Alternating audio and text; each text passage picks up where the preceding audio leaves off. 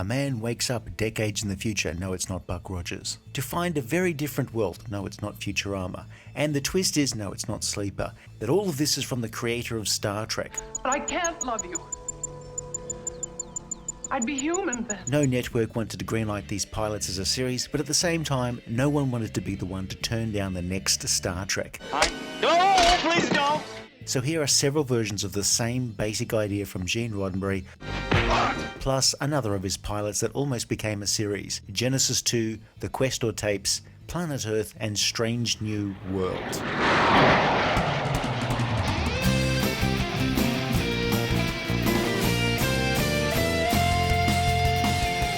Most people know what a pilot is in the world of television. When somebody interests a network or whoever with an idea for a series, they will often make one example episode or a pilot episode. If a series is ordered, then the pilot is usually repurposed into an episode. Only very occasionally does a show that doesn't sell get a chance at a second pilot. Star Trek famously received a rare order for a second pilot, which did go on to sell. That show's creator, Gene Roddenberry, was an actual pilot in wartime and peacetime, surviving more crashes than Harrison Ford's hard drive. He also made a lot of television pilots. Are you going to kill me? That is the logical alternative.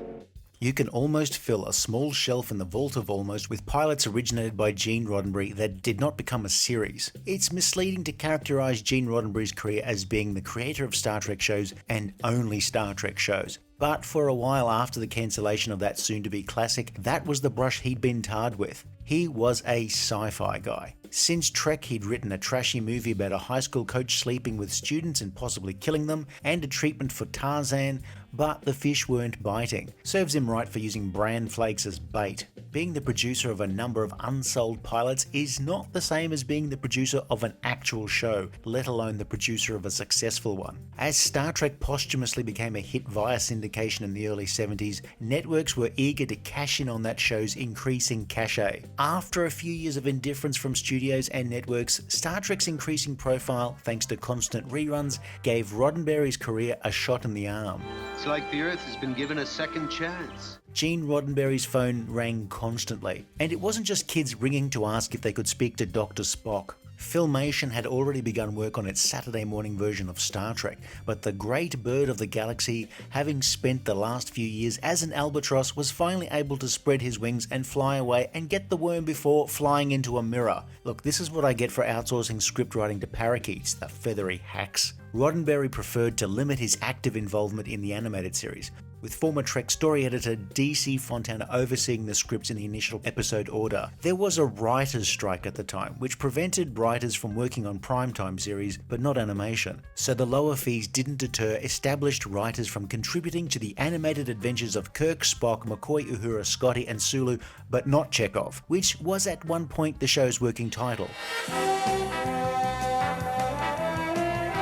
Roddenberry himself would have his hands full over 1973 and 74 with a number of promising live-action projects in the works. The first was Genesis 2, made by Warner Brothers and screened by CBS in March of 1973. My last look at my world was to be from inside a pressure chamber at NASA's underground laboratory in Carlsbad Caverns. Genesis 2 sees Dylan Hunt take part in a suspended animation experiment, but while he sleeps, Earth has destroyed itself. He's discovered in the year 2133 and the world has changed. He finds himself in an underground civilization called Pax. He's cared for by Lyra R, a mutant who's joined Pax, but almost immediately she confides in Hunt that she's also a spy. You must promise not to give me away. I was sent here and pretended to join them so that I can warn others who Pax might attack. Straight off the bat, she shows off her two navels. I'm a mutant. When Star Trek was in production, the daring costumes had to be tailored to avoid showing belly buttons for some odd reason. But by the 1970s, all that was gone. So Roddenberry gave Lyra R two navels, one a daily driver and the other for track days. An underground subway system left over from the late 20th century allows people from Pax to travel far from their home. They've been collecting knowledge and culture from before the devastation in order to preserve it. Or perhaps they're just waiting for the value to spike before sticking it all on eBay. According to Lyra R., Pax is actually a totalitarian society, and so the pair bust out of there to return to her home known as Terrania. Of course, it doesn't take long for the other shoe to drop, and Terrania, the name apparently not being enough of a giveaway, turns out to be a bit of a nightmare with slaves and painful massage wands, and I'm being classy here. It was quite simple to win the trust of most of them, and I could soon go where I wished. But when the man from the past was discovered, I realized this to be of even greater importance than my study of their sub-shuttle system. The city's leadership want Hunt to repair a nearby nuclear power station to power the city, but it would also power a missile silo that would give Terrania the power they need to destroy Pax. It'll be a cold day in hell when I kneel at your feet.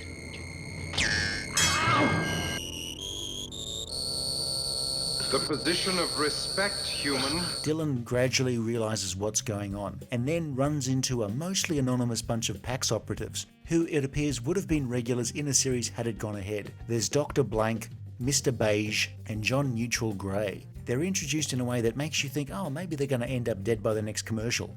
But alas, they survive. After engineering a decently filmed slave revolt, the pilot has a short time skip where a bunch of expensive and exciting scenes are thrown away, relayed to the audience in a few lines of dialogue. I set a nuclear warhead on a delayed fuse. It should have lit up the whole sky. Your only chance now is if I can blow up that missile silo. I'll need a team. First, you must understand a few things about Pax. Pax's leadership offer Hunt a place with them, but only if he swears off killing people. All right. Only the best of the past. Back at Pax, there's young Harper Smythe, who's told us that much of Pax is unisex. You are a scientist, and yet you do not understand that lust destroyed your world. That is an interesting theory. Which must have been Gene Roddenberry's waking nightmare. The pilot's coda has Smythe intimate that some people are starting to rediscover the birds and the bees, so sexy times ahead, potentially. About 6 months ago, I was using this very same circuit. What am I talking about? 154 years ago. Genesis 2 is a weird bit. Oh, not that shit again. Star Alex Cord underplays his role to the point where you can't read him all that well. He might look like someone going to a Halloween party dressed as Jason King, but he doesn't quite feel charismatic enough to carry a series. The standout here is Mariette Hartley as Lyra R., who may have been a semi-regular in any series. I know self-interest is the natural order of life. My own welfare must... In the supporting cast is Ted Cassidy from the Addams Family and Percy Rodriguez, the man behind dozens of movie trailer voiceovers. Trade one life for 1,000. Couldn't we justify 100 for more? Of course, there's also a small role for Gene Roddenberry's wife, Majel Barrett. Most of the supporting cast make about as much impression as someone trying to dig through reinforced concrete with a plastic spork. Or do you prefer the final level of pain?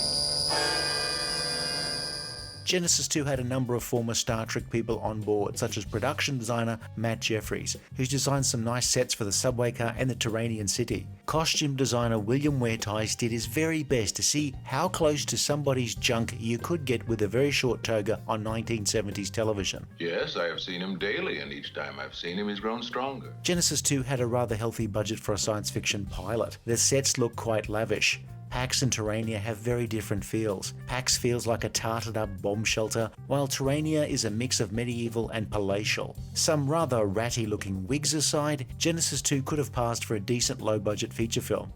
Apart from the $1.50 ending, of course. Genesis 2's main problem is pacing, like a triathlete who's really good on the cycling and running legs, but needs floaties for the swimming. Dylan Hunt wakes up, and before we've seen anything of the new world, he's thrust into Lyra R's conspiracy theories, which, like a lot of good bullshit, requires a degree of mealy-mouthed projection. Good Lord. Honestly, I lose no sleep over this iteration not going any further. Genesis 2 rated very well, and a series pickup looked promising enough that almost a complete season's worth of story outlines were produced. I'm sure it'll work. But the spanner in the works was, of course, those damn dirty apes. CBS had recently screened the first few Planet of the Apes films to good ratings and decided they'd pick up a made-for-TV Planet of the Apes series instead of Genesis 2. Bye, Lyra. Genesis 2 wasn't going to a series, but like flared trousers, the concept kept coming back. Sounds like a bad TV movie to me, too. I find printed matter to be most inefficient when compared with computer data readout. Miss, may I have a martini, please? Around the same time, Gene Roddenberry had another potential series in the works, the Questor Tapes. A pilot was made at Universal and had been bought by NBC. The introductory made-for-TV movie had been worked on by Gene Roddenberry and another former Star Trek producer, Gene L. Coon, as one of the latter's last scripts before his death. The Questor project has reached a stage which absolutely requires that Professor Vaslovich be located. Questor Tapes begins with several mysteries for the viewer to unravel. Something's happening in a laboratory to some sort of robot. An engineer, Jerry Robinson, suddenly halts the experiments. A missing scientist, Vaslovich, has created this android, but his work is incomplete and Project Questor is trying to make sense of it. While Jerry argues with his hard-ass boss, Darrow, they're always hard-ass bosses in the 70s, the android Questor makes himself look more presentable before leaving the lab under his own steam. I have spent most of my life in the laboratory, and thus I no doubt lack social graces. Questor has a built-in mission to find his creator Vaslovich, and he press gangs an initially hesitant but sympathetic Jerry Robinson into accompanying him on his mission. Logic indicates the simplest plan is usually the best. Doesn't hurt if you can tear off steel doors. Come on, let's go. But Jerry's also there to teach him the finer points of being human. The search for Vaslovich intensifies when Questor reveals he will turn into a nuclear bomb if he doesn't find his creator soon, and eventually they find a clue that leads to an installation at Mount Ararat. Inside, Questor finds Vaslovich, the latest in a long line of androids who've been tasked by aliens to help mankind, not destroy themselves. Vaslovich builds Questor to replace him, and Questor is to be the last of the line. You're so damn cold about it. You're talking about dying. Death occurs to living things, Jerry. It's an interesting movie, though it's got a lot of exposition to get through and can be clunky in places. Very clunky. Clunkier than the gear change in a car driven by a 9-year-old joyrider. Jerry is the affable one, while Questor is someone who would need a lot of tutoring to not come off as a speak and spell cosplaying as that guy from Falcon Crest. John Vernon plays a guy who's set up as an antagonist, stopping short of putting Questor on double secret probation, but out of nowhere ends up being rather heroic. The movie's production design is decent enough, with the limited special effects working well enough. Questor in his raw state is a mite unnerving, especially when he shapes his own features after a search and later claims to be fully functional. There's someone who really needs to delete his search history pronto. The music was by prolific composer Gil Millet, though some of his music here was reused in the Darren McGavin series Kolchak the Night Stalker. Is it permissible to refer to you as my friend? Leonard Nimoy was the first choice to play the robot. He'd been under contract at Universal, and Roddenberry had been brought in specifically to create a series for Nimoy, who would have played the robotic lead. How about that? Robert Foxworth was eventually cast as Questor by the director against Gene Roddenberry's wishes. But also, Roddenberry didn't rush to tell Nimoy that the role had gone to someone else, which added to the long list of grievances between Nimoy and Roddenberry that were never really settled between the two. Grievances that were outlined in Nimoy's unpublished 4-volume series, My Grievances with Gene Roddenberry. In looking at the production of these pilots, there is a bit of a history of Roddenberry taking his time to deliver bad news. I have a fragment of memory associating him with such a thing. The pilot movie was shown by NBC in early 1974, but like airline food, rated poorly. Nevertheless, it was thought by the network that there was enough merit in the idea to perhaps make a second pilot and to develop the idea further for a series. What this means was a radical retooling was called for. The character of Jerry would have been ditched, which at the time rankled Mike Farrell, but as he was just about to land MASH, I doubt he stayed rankled for very long. The retooling for the series was done without much involvement from Roddenberry and really didn't go anywhere. A Questor Tapes series with a solo Questor wandering around would have taken on on a vibe similar to The Fugitive or the later Incredible Hulk series, a loner on a personal quest. People or persons on a quest but helping others in the meantime without ever completing their own mission is the basic premise of about 50% of sci-fi shows of the 70s. But if a series had continued with Jerry and Questor as shown in the pilot, it looks like it would have been quite engaging and watchable. It's played straight down the line and dry. No, it's not amusing at all. That commitment to not playing in tongue-in-cheek works very well with the two leads. Farrell as Jerry is trying to make sense of what's going on and to stay true to his own moral and ethical code. Questor has no such code or emotions, but he will learn. Foxworth makes Questor progressively less robotic throughout the movie. I'm going with you, Questor. You're not going to be able to understand this because it's very human, but I've never put anything together before that said to me, Jerry Robinson, I need help. But, like trying to find a pair of leather shoes that doesn't instantly give me blisters, it was not to be. I don't understand what could have gone wrong. Back to Genesis 2. When it was shown as a TV movie, it had rated well enough. Again, the apes put the kibosh on that. With a little work, Warner Brothers and Gene Roddenberry would have a second bite at that cherry. Now with ABC footing the bill, Roddenberry set to work on a revised version of Genesis 2 with the same basic premise. 20th century man Dylan Hunt sleeps through an apocalyptic war and wakes up in the 22nd century and leads a team from the civilization Pax who travel the world in subterranean rail network, yada yada yada. Their mission is mankind. Rebirth of planet Earth. When you watch Genesis 2 and Planet Earth, the first thing that leaps out at you is the redressed and repurposed versions of some sets and props, mainly the train. Light again. The character names are mostly the same, but changes were aplenty. Most of the regular cast was ditched, and John Saxon brought in to play Dylan Hunt. Janet Margolin played a different version of Harper Smythe, and only Ted Cassidy from Genesis 2's cast remained. Perhaps because nobody wanted to be the one to tell him his role was being recast. Planet Earth doesn't do an origin story, instead beginning with Dylan Hunt and his team already working together. The early part of the story is told in flashback, as Dylan records a log entry to try and bring everyone up to speed. At least I think he's recording a log entry because it does rather look like he's speaking directly into the cassette of his Walkman. But at the same time, it's a brand new universe that needs outlining to viewers, so there is a lot of exposition necessary to set the scene, since yes, we're skipping the origin story, but at the same time, you sort of need to know the origins. It's like a YouTube video reviewing the second movie of a trilogy, but spending the first 10 minutes rabbiting on about the first movie. A missing doctor is needed to save the life of one of Pax's leading lights, and Dylan's team heads for the last known location, a female-dominated society known as the Confederacy of Ruth, led by Marg. I'm putting this one up for sale. His manners are tricky. The tables-turned plotline is a little ripe in places, like rotting cucumbers left out in the sun, but it's still a lot of fun since Diana Muldaur is always great to watch in any antagonist role. I'll fight. Dylan uses his manliness, a scent identified by scientists as very, very, very, very, very old spice, to seduce Marg. I've had 41 children in the last 5 years, mistress. But at the same time, he and his crew sabotage the food additive that's turned the Confederacy's male population docile. Now less docile, the fellas and the ladies stave off an attack by the wasteland-dwelling Kriegs. Based on his appearance in Planet Earth, John Saxon would have made an excellent lead in a Star Trek series. Harper Smythe is a proper character here. He is my property. He was your property. Though the other two leads spend most of the episode in a drugged state, so they don't make all that much impression. The plot is kept much simpler than the occasionally overwrought ideas in both Genesis 2 and Questor Tapes. The storytelling restraint, for the most part, helps viewers keep focus on the important things: catfights.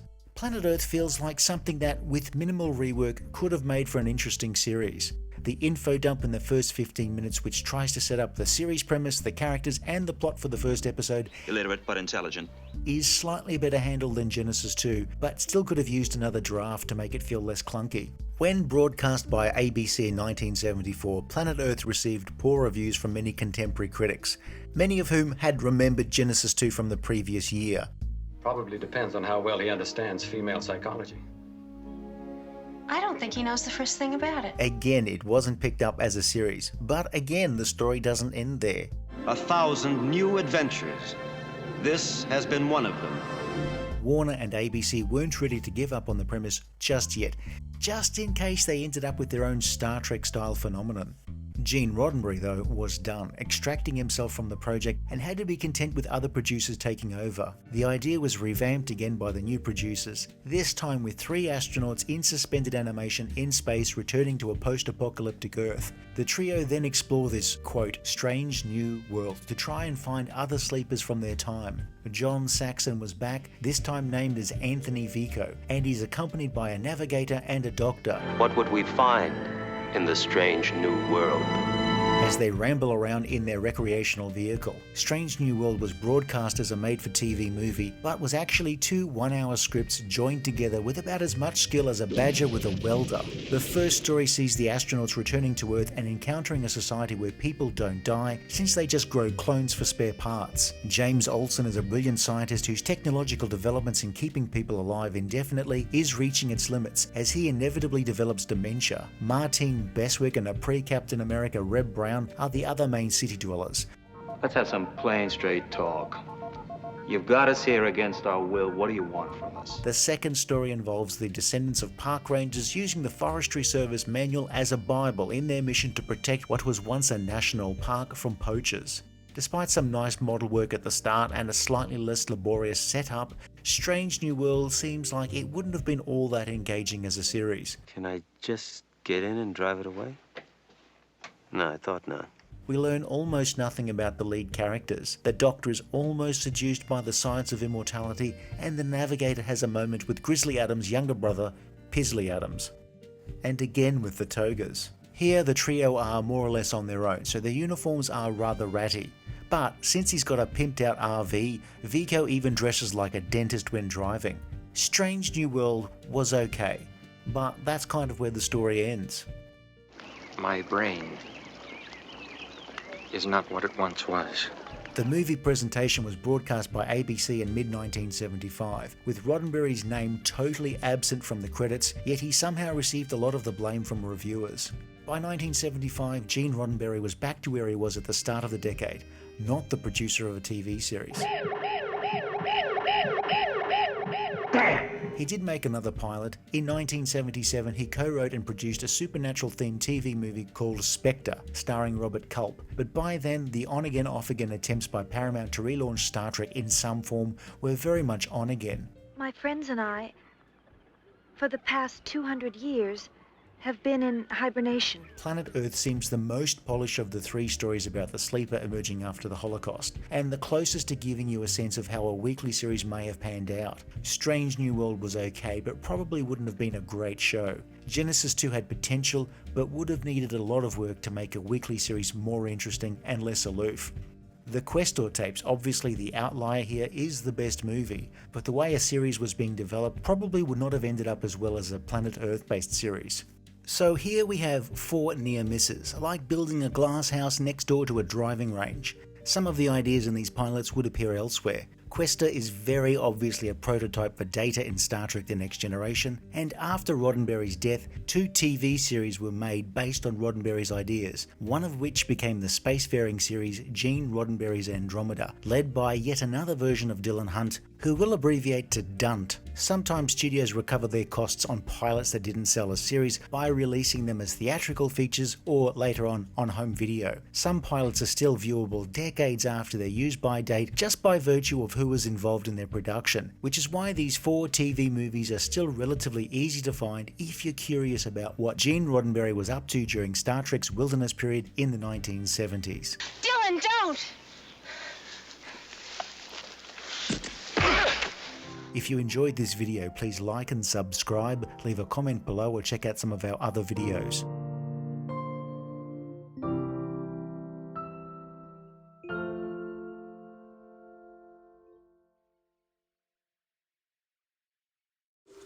Thanks for stopping that thing.